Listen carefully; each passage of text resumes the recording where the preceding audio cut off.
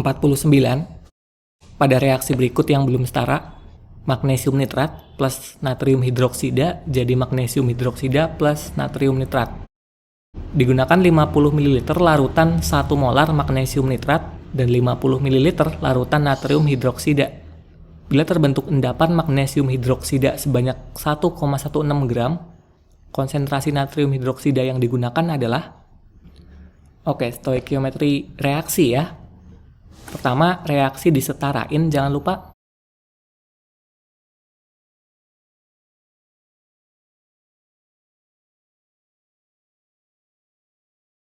Mg di kiri 1, Mg di kanan 1. Nitrat di kiri 2, nitrat di kanan harus 2. Natrium di kanan 2, natrium di kiri harus 2. Mula-mula reaksi sisa. Dan seperti biasa, masuk MRS ini pakai mol. Di sini 50 ml larutan 1 molar magnesium nitrat. Biasa ya, mol itu molaritas dikali volume. Kemudian magnesium hidroksida 1,16 gram. Biasa lagi, mol itu gram per mr. 50 kali 1 berarti 50 milimol ya, jadiin mol. 0,05 mol. Magnesium hidroksidanya 1,16 gram per mr-nya. Mg24O16H1. Total 58. Berarti 0,02 mol. Taruh di sini 0,02 mol. Ditanyakan konsentrasi natrium hidroksida. Kita mau cari natrium hidroksidanya. Ingat, dalam reaksi mula-mula produk 0 karena belum ada reaksinya. Kalau magnesium hidroksida mula-mula 0, di akhir ada 0,02 mol, berarti yang bereaksi 0,02 mol. Dan ingat, di baris reaksi itu perbandingan mol sama dengan perbandingan koefisien. Koefisien 1 0,02 mol, koefisien 2 0,04 mol, koefisien 2 0,04 mol, koefisien 1 0,02 mol. Nah, berarti magnesium nitratnya masih sisa 0,03 mol. Dalam reaksi seperti ini, reaksi satu arah, salah satu harus habis sebagai reaksi pembatas. Berarti biar natrium hidroksidanya habis, mula-mula harusnya berapa? Ya pasti 0,04 mol. Kalau mol itu molaritas dikali volume, berarti molaritas atau konsentrasi mol per volume. Berarti konsentrasinya natrium hidroksida 0,04 mol per volume natrium hidroksidanya 50 ml atau 0,05 liter. 0,8 molar. C jawabannya. Next 50. Ke dalam sebuah bola basket bervolume 5 liter pada 27 derajat Celcius dan 1,2 atm dimasukkan campuran gas yang terdiri dari 80% helium dan 20% argon. Jika kedua gas dianggap bersifat ideal dan tidak saling bereaksi, jumlah molekul helium dalam bola basket tersebut adalah. Tentang gas, kita bawa ke konsep gas ideal. PV, nRT. P untuk tekanan, V untuk volume, N untuk mol, R tetapan gas, T temperatur. Masukkan angkanya. Tekanan 1,2 atm, volume 5 liter, mol, tetapan gas 0,082, temperatur jadiin Kelvin ya, 27 Celcius jadiin Kelvin 300. Berarti mol totalnya 0,24 mol. Padahal mol total ini 80%-nya adalah gas helium, 20%-nya adalah argon. Ditanyakan jumlah molekul helium. Berarti kita cari dulu nih molnya helium.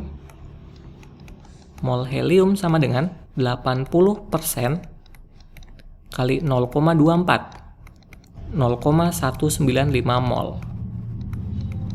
Ditanyakan jumlah molekul atau jumlah partikel. Jumlah partikel sama dengan mol dikali bilangan Avogadro. Atau bisa dibilang bilangan Avogadro ini menyatakan jumlah partikel untuk 1 mol zat. Berarti kalau buat 0,195 ya tinggal ini dikaliin bilangan Avogadro-nya.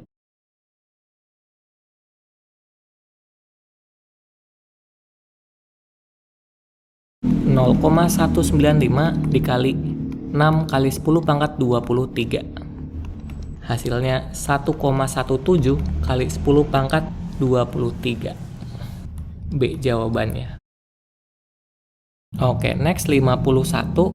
Pembakaran 21,6 gram N-pentana dengan Mr72 dalam kalorimeter berlangsung sesuai persamaan reaksi berikut.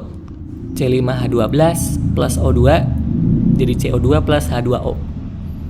Jika pembakaran tersebut menghasilkan peningkatan temperatur sebesar 6 derajat Celcius dan kapasitas kalorimeter untuk volume kalorimeter tertentu adalah 120 kJ per derajat Celcius.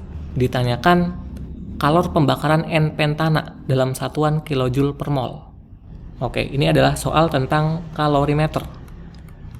Kalorimetri, perhitungan kalor dengan kalorimeter. Dan rumus untuk kalorimeter, Q sama dengan MC delta T plus C besar kali delta T. MC delta T ini, M massa air, C kalor jenis air, delta T perubahan suhunya. Berarti ini menyatakan kalor yang diserap oleh air. Jadi di dalam kalorimeter tuh ada airnya. Air menyerap kalor. Sedangkan C gede ini adalah kapasitas kalorimeter, delta T perubahan suhunya. Berarti C besar kali delta T ini menyatakan kalor yang diserap oleh kalorimeter itu sendiri atau oleh wadahnya.